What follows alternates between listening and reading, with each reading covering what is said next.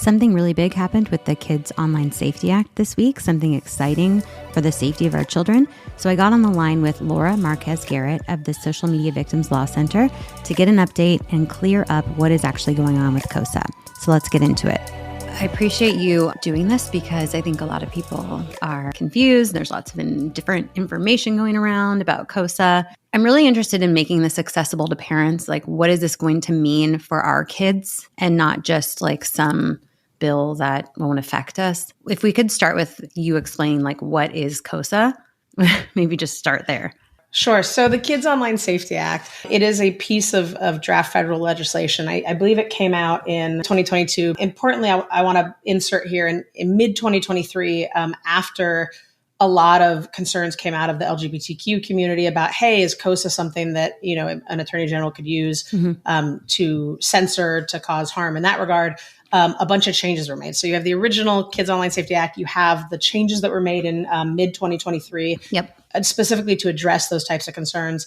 And then just the other day now, this week, a new set of sort of changes, much more limited changes, I think, came out along with the announcement that there's 62 sponsors in the Senate. So hopefully, KOSA will be moving through the Senate. Now, it will be the first piece of federal legislation that is meant to help protect children. Now, under KOSA, minors are under 17. Right. So it's not under 18, which we typically think of as minors. It's under 17. So kids 16 and younger. Why is that? I don't know. I don't know. I've seen a lot of draft legislation that defines minors as under 17. I don't know the exact reason. Look, overall, I think it's fair to say that someday we need to start valuing our children's lives more than big tech's money. Yeah. It's taken forever to get here. Right. And kids are dying and being harmed every single day. And every month, every year that we push back some kind of regulatory, some kind of laws, some kind of protection for children, these companies make billions of dollars. So I can't speak to the specific why it's covering kids under 17. Okay. It's a good start, though, I would say. So I know there's a lot in the bill, but what are the main things that will protect our kids the most? Sure. And I, with all these edits now, I'm sitting here with the mid 2023 version, with the new version, with something that's trying to sort of track changes, right? Yeah. So look, for me personally, when KOSA first came out, I thought like, hey, this is the right direction. I had many of the same concerns that the LGBTQ organizations were stating. And as a member, as someone who's LGBTQ plus myself, there were a lot of gray areas. That, in my opinion, got tightened up in mid 2023. And so I'm going to use that as the sort of baseline, which is you have in KOSA the definitions of this is what constitutes a platform. Importantly, and I raise definitions because it also excludes nonprofits, right? So libraries, schools, nonprofits, those are not covered by KOSA, which is a key point. It is looking at these for-profit companies that are targeting our kids, and it is trying to regulate that. Then you had in the original KOSA, it was Section 3. They've changed that now. It's like Section 102. So they've changed the numbering system. You have a duty of care. And I'm going to look at the new KOSA for this. They have made some changes, but not, at least in my opinion, not material. If anything, they're changes they made to tighten that up because I think there was a lot of concern of, hey, are these duty of care provisions going to be abused by attorney generals, for example? So the duty of care, which is now Section 102, it requires a covered platform shall exercise reasonable care in the creation and implementation of any design feature to prevent and mitigate the following harms to minors. And then you get these very specific categories of harms. And it also includes a limitation that is, in my mind, really important. Okay. And this was one of the changes they made in mid-2023. And one of the reasons why, when I read the new changes, I was like, hey, I can stand behind this. And that limitation says that nothing in this subsection shall be construed to require a covered platform to prevent or preclude any minor from deliberately and independently searching for or requesting content.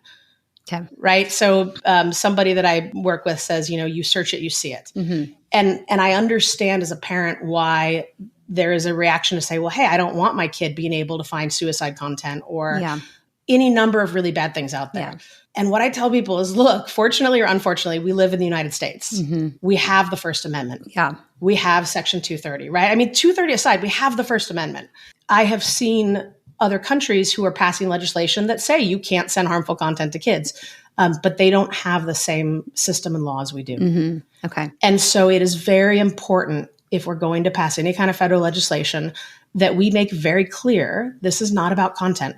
We do not live in a legal system in a country where we can say, hey, basically if our kids search for it, we cannot create laws that say you can't see it. But in most of the cases that you've seen, when a kid is harmed, they didn't search for it. It was served to them in the algorithm. None of them. And let me give you, I say none, and that's a really strong word, but look, the general, and I've met with hundreds of parents and children, and it's the same story over and over. It's the same facts. It's the same circumstances. When you are a 12-year-old child and you see this app, let's say Snapchat, right? Hey, goofy filters. I can chat with my friends. I can make funny faces. This is great. Yep. I don't think there are many, if any, 12-year-old children who are then approaching that of getting on Snapchat and being like, hey, let me look for drugs, right? In fact, all of the children I've spoken to have said, hey, when I was 12, I didn't know what drugs were. And then I got on Snapchat.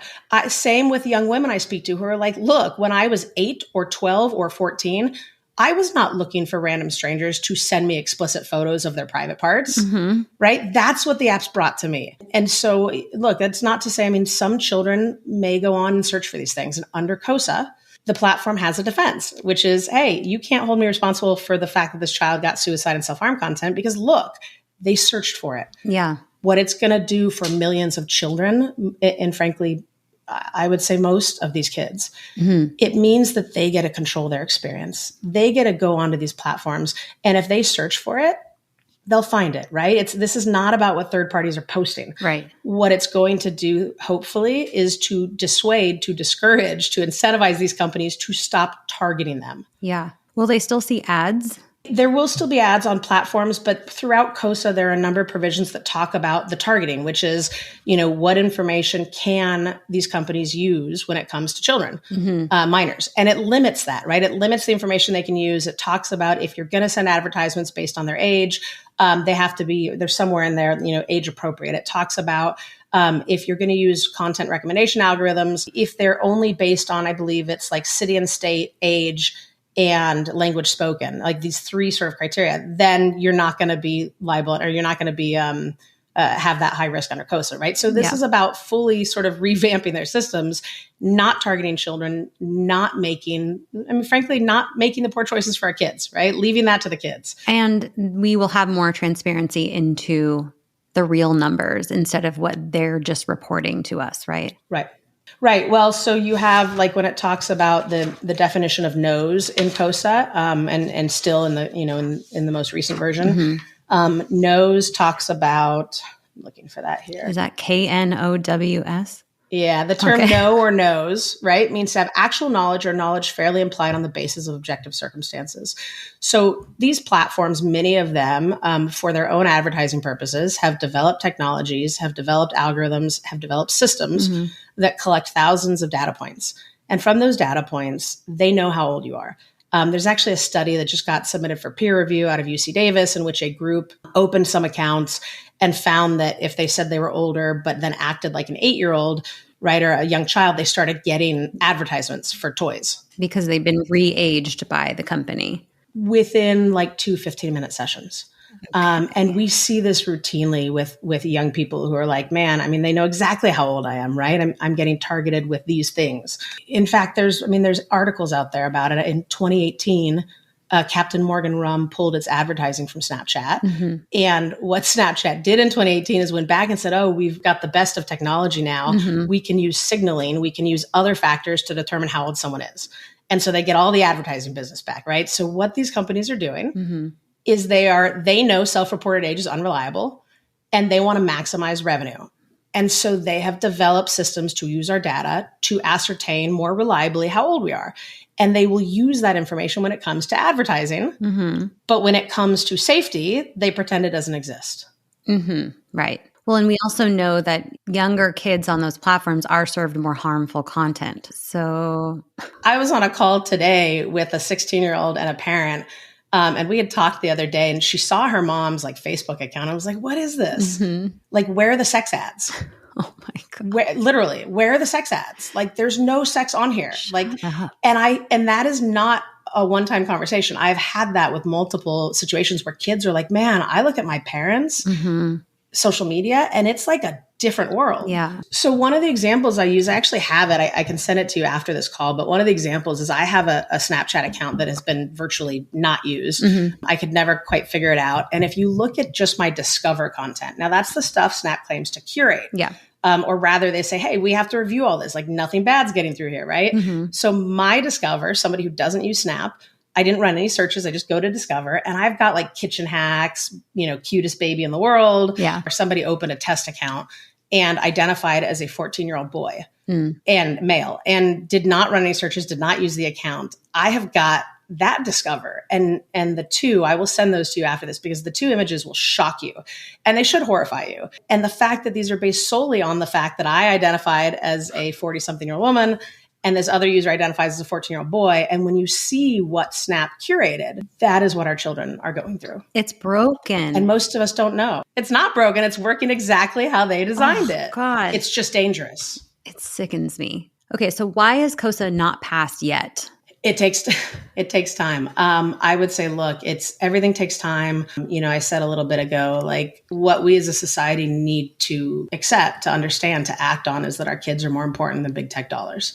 I can't speak to the inner workings. I know that at a recent hearing with Arturo Bejar, I think it was Josh Hawley who said, hey, you want to know why legislation hasn't passed yet? It's because people on the Hill are taking big tech dollars. Right. Okay.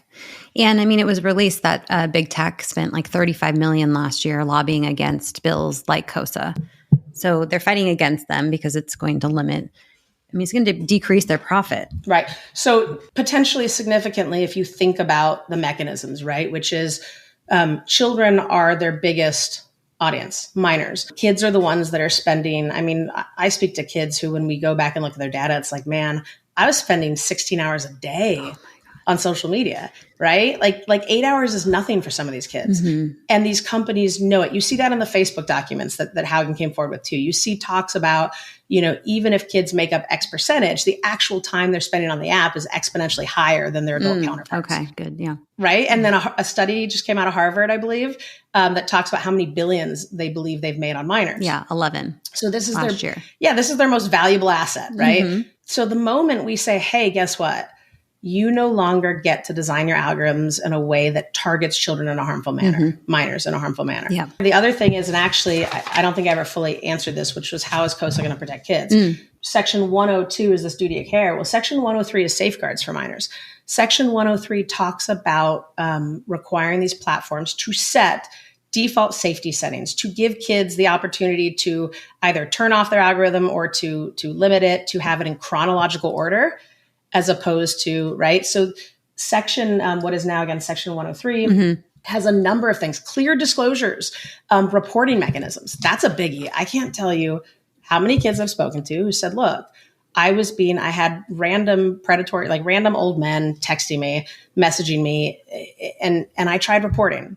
And then eventually I realized Instagram, Snapchat, name your platform, wasn't going to do a damn thing. So I gave up. This Section 103 requires them to have like a working reporting mechanism and to respond in a certain amount of time. It prohibits dark patterns. Like, this is crazy. Dark patterns are essentially these designs that they engineer and build into the systems to get users, in particular kids, to push buttons, to give access to data, to accept things they would not otherwise do. It's a form of manipulation. Like, we need a law to actually say no more dark patterns. Oh my God. I don't understand how we got here. It should not. That is so... Right? It should not. It should be, hey, you don't get to put dark patterns into your products. No. And who would do that? Who would sit in a room and be like, let's figure out how to get kids clicking and addicted to these platforms? Okay, so look, in 2014, that's funny you asked that. In 2014, there is a conference, an annual conference that happens in Silicon Valley. And it is called the Habit Summit. Look it up, the Habit Summit. Okay. The Habit Summit happens once a year. I think it stops in like 2018. The Habit Summit is all about how to make your products habit forming. And big tech is attending this thing every year. I found some old photos where they're speaking, right? Like people at Meta are actually speaking to this. Now, the argument would be, look, if you're talking about an exercise machine, maybe figuring out how to make it habit forming is not a bad thing, right? Right. I don't know. It's still manipulation, in my opinion. But when you're talking about a product that you are marketing to and targeting at children, and a degree of habit forming, dependency, degree of manipulation, a degree of mechanisms that you've engineered to literally release dopamine into children's brains to keep them hooked, that's a problem. Because it's changing the way their brain's developing. It's so harmful to the kids. Well, good thing they're not having that conference anymore, but that's surprising. It went on for years, though. And if you look it up, you'll see information about it, right? Which nobody realized this was happening.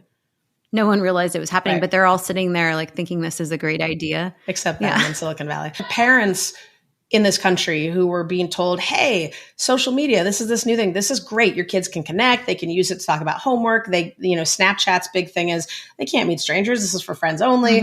Like they're doing all these things. Yeah.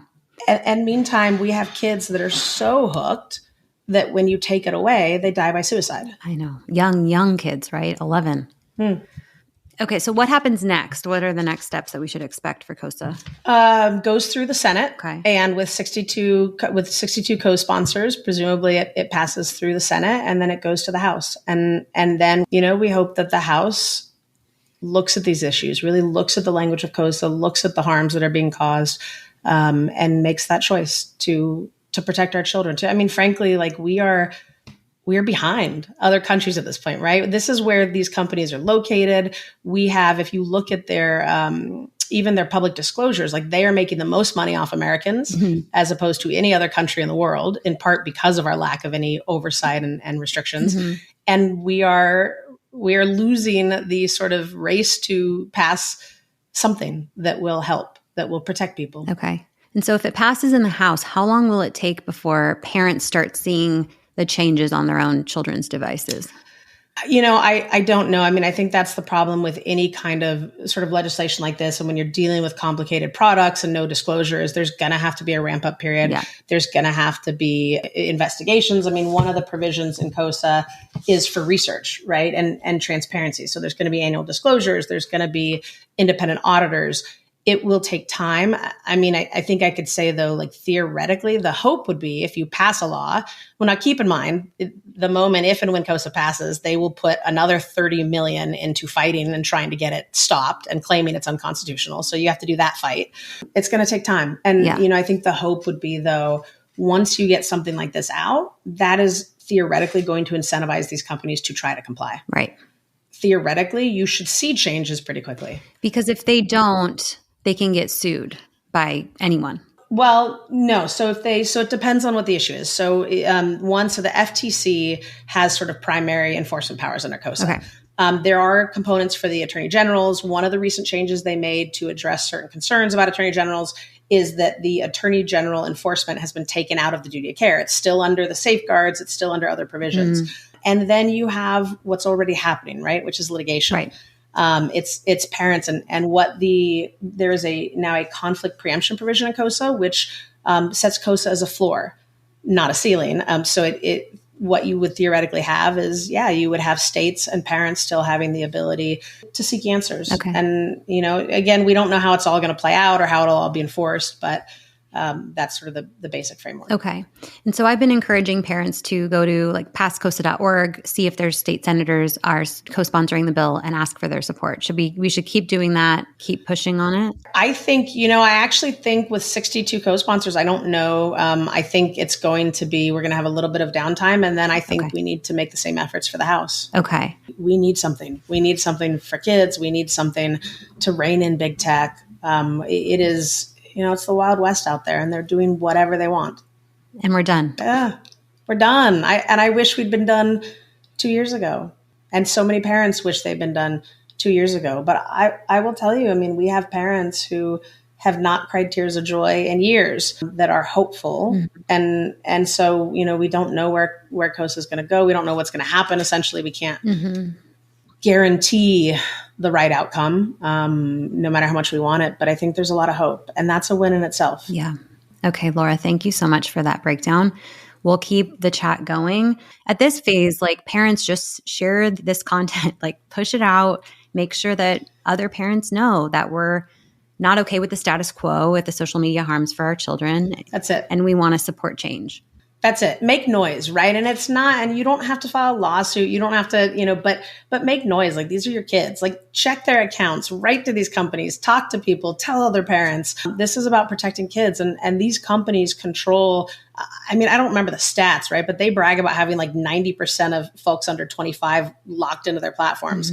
I can tell you firsthand, like after big events happen in this space, you'll open your TikTok and TikTok has got a spin, right? TikTok will start pushing their spin on things. And so you have got a big part of our society who gets their news from these platforms. And so it's important that everyone speak up and that everyone make clear to these companies that we're done. Like, we are the consumers. Yeah. We have a right to demand basic safety and care, and they can't just ignore us. Yeah. Love it. Okay. Thank you, Laura. Thank you, Nikki. Thank you for listening to Scrolling to Death, and stay tuned for more updates on how we can make social media safer for our kids.